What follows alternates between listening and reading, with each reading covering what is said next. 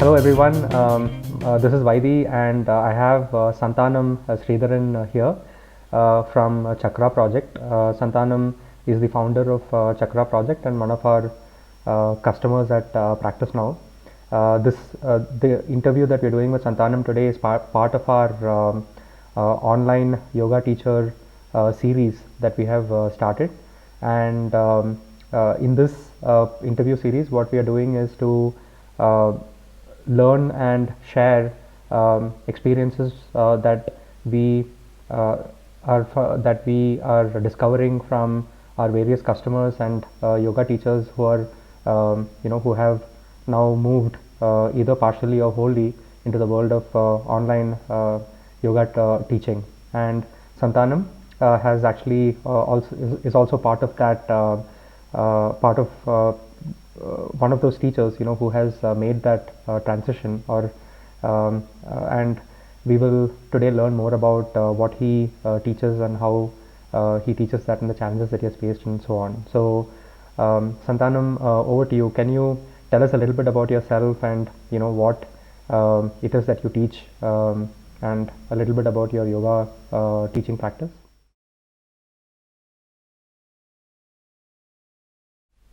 Namaste. Hi, Vaidi. Hello, everyone. Well, I've been teaching yoga for last 11 years, always into personal development. So through Chakra Project, we offer, starting with yoga, we started offering that. And now there is a certain coaching thing happening. There is a mentoring program happening. We also delve into deeper aspects of yoga and how it can bring about transformation for ourselves and how can we keep leveling up in our lives as well. And in yoga practice, there is beginners, there is advanced, there is intermediate, there is asana based practice, there is pranayam based practice, there is workshop model, all that gets covered. And I was based out of Mumbai, but I suppose COVID made it global citizens truly. Yoga teachers were generally location dependent, but COVID and of course thanks to you, thanks to you and for making this very seamlessly integrated in such a way that some people are finding it even better than the real studio classes. Oh, that's interesting. I've, the point that you mentioned in terms of you shifting cities and it not affecting your business in a negative way, but perhaps the fact that it's actually helped you to. I'm getting the feeling that it's actually helped you build the freedom of actually being anywhere and teaching from anywhere, and Yeah. that's an interesting point. Sure, I'll tell you the story. And there was a huge debate in our yoga group whether we should do the class on Monday or not, because it was on a Sunday or a Saturday. It was decided that it was going to be the COVID has become a big deal. So it was a discussion, and I don't. This is me. This is Chakra project. That's like there is no delay. There is like punctuality is extreme and regularity is extreme. So I don't do cancellations. I don't recommend anyone to cancel. It's a sadhana. It's done on a daily basis, right? It's not about. It's like it's something much beyond. So I don't necessarily tell or encourage or entertain people to take breaks, and I don't personally take break also. And that's the same place I was coming from. And I said the class will be on Monday morning. I did take the class. It was a little divided in the group itself. No, we should not have the class. It's a closed space. It's a virus thing, so it should not be. And then there was another bunch of like, no, no, let's have it. We'll be fine. We are safe and all that. And then obviously I was in the category that let's do it. No problem. Nothing is going to happen. So Monday morning we did the class. But before afternoon itself, it was very evident that it was like globally becoming a big deal. And then as I was seeing the facts and as we were like seeing the impact or like how huge the virus was, then I said that let's call it. Let's not do it. But there is no skipping of the class because none of us had done online classes. So I said that I'm going to do the class. I'm going to do my sadhana. I'm going to stream it online. All right, let's do it. I said, and then I checked out Zoom for the first time. I was doing the class, so that's when I realized my Bluetooth wasn't compatible. And that's when I realized my RAM wasn't. So a lot of yoga teachers took chutti. I was like, took holiday. And I was like wondering, should I take a holiday or not? I don't really, I enjoy the work so much that I don't enjoy holiday. Even in holidays, I do something around yoga, and because of which it was very easy for me to not give holiday. Right, a lot of yoga holidays, and I was like, it didn't make sense for me. Why would you give a break if we can leverage technology? Let's do it. And then second day, third day, Zoom gave us like 40 minutes extra. I was like so happy. And and the only thing which was really getting to me was I was getting tired to talk and teach, and I couldn't practice my own and then do practice along with it, and it was getting a little challenging, but it still was exciting because I was not traveling, so that time was getting saved. So teaching along with doing was one challenge. Correcting others, inability, not being able to correct others is another challenge. Third is, hello, can you hear me? I Am I can. audible now? Oh, Absolutely. am I on mute? Can you hear me? No, I know I'm doing that, but this is this drama was happening a lot, and then Sure. like Sure. that's another thing I realized my Bluetooth and my everything was not compatible. So that's when I started looking for shopping for these things and stuff. It was pretty. When I look back and I reminisce now, it's very interesting how the journey has been. So I see that there are different styles of teaching online. There are teachers who demonstrate on a mat, and there's and they expect the students to kind of follow along. That is one style of teaching. I believe that your style of teaching is to sit right in front of the laptop and spotlight students, and you use each. Can you elaborate on that? Like how you have evolved your own online style of teaching? Sure, sure. This actually plays right up in my alley. It is in my strength area. I'm very, very good with precise and specific, clear-cut instructions. And even in studios, I would always go to a vantage point where I can see everybody and then like sit there and then just like use the words alone to do the correction. However, one of the things which was missing was quickly I wanted to show a posture, right? Like in the beginning, I was showing the postures, then I realized it wasn't working. And then I started, like the advantage with this was that like a lot of my mentors and teachers, the people that I wanted to learn from, they also started teaching. And then I was also attending everywhere. So couple of places I picked up couple of things, couple of places I gave feedback on, with like obviously I can't touch the student. I'm teaching people from all over the planet. So it really got me to think and show away. Like I already was good with specific instruction, but it got me a lot more deeper. One, every now and then I would show the posture. Every now and then, when a good student is doing, I don't have to get up, and then I would ask them to, go ahead and show the posture and And you were using break it down. you were using the spotlight The, feature for that. You'd the spot. spotlight feature, yes, of the Zoom. Do you Yeah. use that Um, do you use spotlight extensively in your classes? yeah, I abuse it. You abuse it. Okay. So I use it like way too much. I absolutely love using that, and it's like it makes my life very very easy because I don't have to necessarily show the posture. Not that I shy away from it, but sometimes I feel like that energy is going there. It can be used in keeping the flow of the class going. yeah. So just to kind of summarize, so what you do is when you are trying to teach a new posture, or maybe an advanced posture to students, what you uh, do is to spotlight the best student in the class, or who is doing it in accurately or accurately enough, and use the example of the Right. student to teach the remaining students, right? So you make them the model, and get the other students to kind of learn from that student. So you can still be in front of the laptop and providing and being and seeing all students at the same time. The other students can also see the Yeah. demonstration from a student. So this basically avoids the need for Yeah. you to move away from the laptop and demonstrate, and perhaps also Yeah. avoid the need of having another teacher, who would Yeah. need to be like a model, right?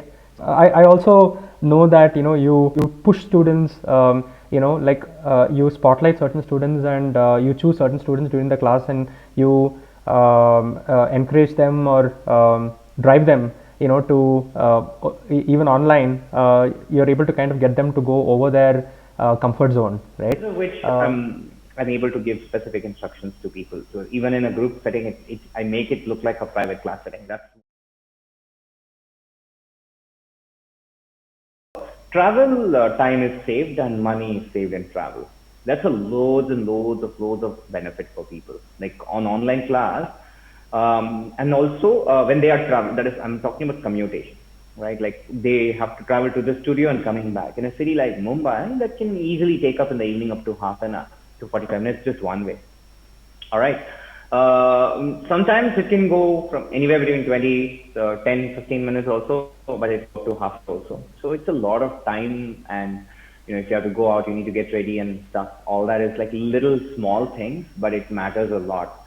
And the other thing is about like money is saved, to be honest. There in the online class, they just have to spend it to me and all that. And thirdly, we get to connect beyond the class. We get to look at various things that stops. So because of all this, people are able to be a lot more regular because they're able to save time. Like if someone was doing 12 times a month, they're easily able to do 20 times a month. If someone was Oh, doing 20 times a month, they're easily able to do 30 times a month or 40 times a month, like morning, evening also.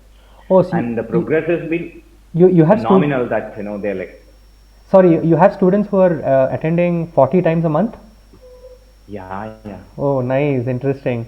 Nice. Um, and these are students who may Like not. morning, evening. It's like a long term, it becomes a little less sustainable, but at least 6 times a week is like majority are doing. Like 24 classes to 30 classes is pretty easy, I would say. 40 is a bit of a 30 to 40 is a bit of a stretch. Yeah. So, Especially during May, July, I think people like really did very well. Now the live, like there was no choice, so I was the only entertainment also.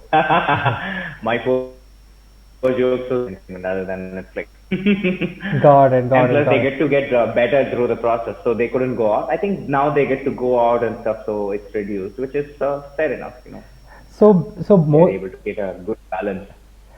So this is actually quite interesting, right? So you were able to retain a majority of your students who were all, of course, in Mumbai earlier, and even in spite of you moving cities, you have actually retained your students from Mumbai, and now you have increased Yeah, they're your. very happy. People, there are some bunch of people who are like, absolutely no, no, online is no, no for me. Online won't work. So then I have to tell them, hey, listen, are you the one who did 6 months of online and delivered results, or am I the one? And then like, okay, maybe what you say makes sense. Then I said, just give it a shot. One class, two class, three class, whatever that you can, give it a shot. So we have 4 session package, we have 1 session package. Most of the people, I would say 70%, majority of the people, not even 70, 90, I would even say, they all like admit that they were wrong and they should have been open-minded and they should have joined early. But there's always some people who prefer it either or not, prefer it in the studio. Yeah, and I see again, it's not about changing anyone's mind. It's about doing what works. And if it works, I would say I would encourage people to do it. And I clearly see it works. It works because two things. One is consistency. The other one is progress. In both metrics, people are doing better than what they were doing in studio. But to balance it on a day-to-day basis, I think online is damn good and it's really working. So consistency for students to be able to attend, for them to be able to attend regularly, online is like a major boon for them. Is what. Yeah, to Uh, balance with the life. got it, got it, got it.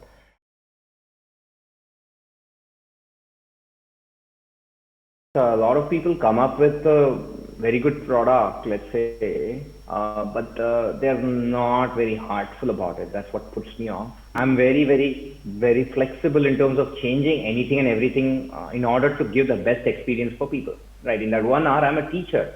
I don't have a personal identity. I dissolve. I become whatever I need to be. As service providers should think of, at least their software should be very flexible to be able to do that. The second one is how lightweight and how easy and adaptable it is. You've integrated, let's say, Practice Now has integrated with Zoom, which is try to test it. If something was built on top of it, there is a lot of trust in terms of software. But I was easily a fan of Practice Now because I already was dealing with Practice Now for attendance tracking and billing and managing reminders and so many things. So all that got integrated with this, which made my life a lot easy, especially tracking attendance, which come and payments also, payment gateways also. another one single place URL where I don't need to give out a Zoom link every single day, every single time. This is how it should be. The API, and also the heartfulness, people involved, and like wanting to serve the best, that desire, wanting to serve the best. I mean, all that combines together. I'm a fan. Got it. I'm a fan. So I'm a fanboy. So it was difficult. It was easy for me to choose. Right, But I would right. say with everybody, just try for a month or two. Like really, it's gonna be very difficult for you to switch them. Yeah, It will be difficult for you to switch because the service is like unparalleled. Let's say that way. You wish everything was like that in every level, and yeah. thank you, Santa. That's really nice of you to say that.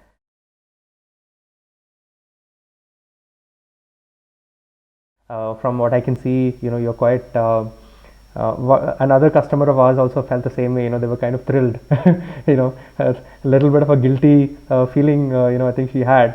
In saying that COVID has actually treated her well, whereas a lot of others. Yes, yes, same thing. I was telling the same thing. Also feeling like, am I being like, there's like a survivor complex maybe, or it's like, am I like really, really enjoying this way too much when everybody's suffering? But then I realized, I guess when you're in the right orientation, I guess everything becomes an opportunity. I say this with very much with awareness of people who are close to me who have been negatively impacted by it. And another reason why I could be happy is because I was able to offer my services to people who couldn't have been able to earlier take it, like my family and friends and people who really needed it. I was able to do that, and that's another pride with which I look back upon this.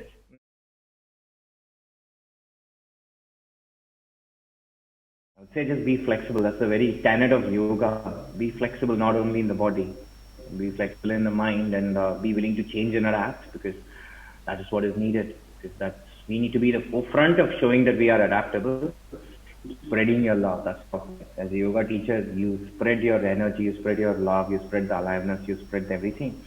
And technology and Instagram and tomorrow VR will be there, after tomorrow something else will be there. It's gonna keep coming up. You gotta find spaces where you can make your light shine through. Instead of saying that this is the only way I'll do, just don't sit, don't be secret. Just find a way to keep going ahead with your purpose and with your journey and with your mission. And somehow, I don't know, I don't want to say such a trite thing, which is like, oh, God is gonna help me or the universe will help me. But yeah, if you're willing to just go ahead without complaining, yeah, please take full like YB and practice now. And it's such a beautiful thing and it's growing. So, I mean, you can't complain right now that there is no option. There is option. Earlier, yeah, sure, we could have complained, we could have complained earlier. Now there is no reason for you to complain. If you're just willing and if you're just willing to look at it in a systematic way, and Aram sit and do that, I think it's easy. Thank you. Will Chakra project be, for the sake of our viewers, will Chakra project be providing online classes for a long time to come? Is that likely to happen? Yeah, it is going to be a model. It's going to be a long-term model. Okay. Definitely, I miss that aspect. There are certain things that comes along, the social aspect of it, the catching up nature of it, the people facilitating all that. It could be as simple as like going for a coffee after that, or like being able to sit around and understand each other's heads and progress, or those things. And I definitely would want to incorporate. I wouldn't want to leave it be, but I definitely see a lot of consistency and progress happening through online. So I wouldn't want to give it away. I wouldn't want to stop that. Perfect. Thanks a lot, Santanam, for your time. We will have more details about how they can contact you and Chakra project, in the description once we publish the video. Okay. Thank you. Thanks, very good luck. Good luck to everyone watching.